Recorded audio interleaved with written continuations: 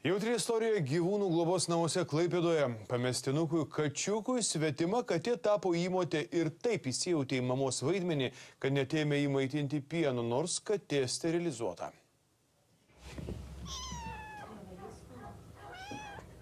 Šitas mažas ir mielas pūkų kamuoliukas gyvūnų prieglaudoje dar tik kelios dienos. Ta kačiuką mums atvežė žmonės, jie rado Rusijai 2 kačiukus, vienas neišgyveno, kitą atvežė mum. Ir tas kačiukas irgi buvo toks juokytas, apipuliavusios, toks truputį leisgyvis.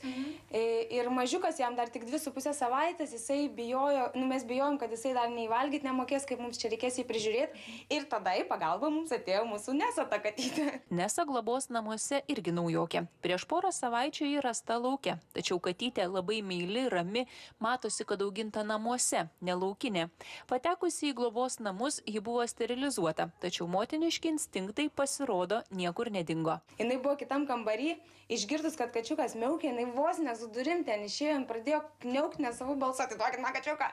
Nu, jeigu katinas prašo, tai ką darysi, turi atiduoti. Šiaip gyvūnų globėjai naujus katinus atskiria, kol padaromi tyrimai laiko karantine, kad nepasidalintų kokiomis lygomis, tačiau teko padaryti išimtį.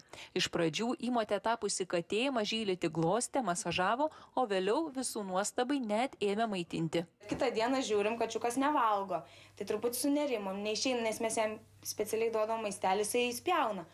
Tai truputį baisu, galvom, gal susirgo, pasirodo, ne, pasižiūrėjom krūtinę ir jau mama, visa mama. Veterinarai to, kad sterilizuotai katei atsirado pienas, stebuklų nevadina, tačiau sako, kad tai būna labai retai.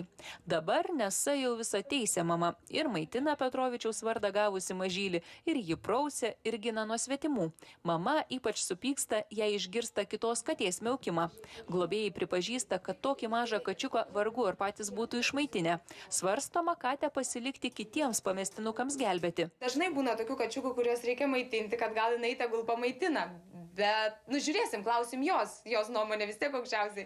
Jeigu jinai sutiks, tai galbūt galės mums pabūti mama kitiem kačiukam, bet šiaip dabar žinoma, tegul prižiūri, nes mamos priežiūra visada yra geriau negu žmogaus. Įmotė ir jos globojamas mažylis juokinga porelė. Būna, kad katės atsiveda į save nepanašius kačiukus, tačiau čia iškart matosi, kad pilkas kačiukas ir raina katė negiminės. Porelė taip bendrauja jau savaitę, o vėliau, kai kačiukas paaugs, jį galės priglausti visi norintys, kaip ir dar 100 gyvūnų globos namuose augančių šunų ir kačių.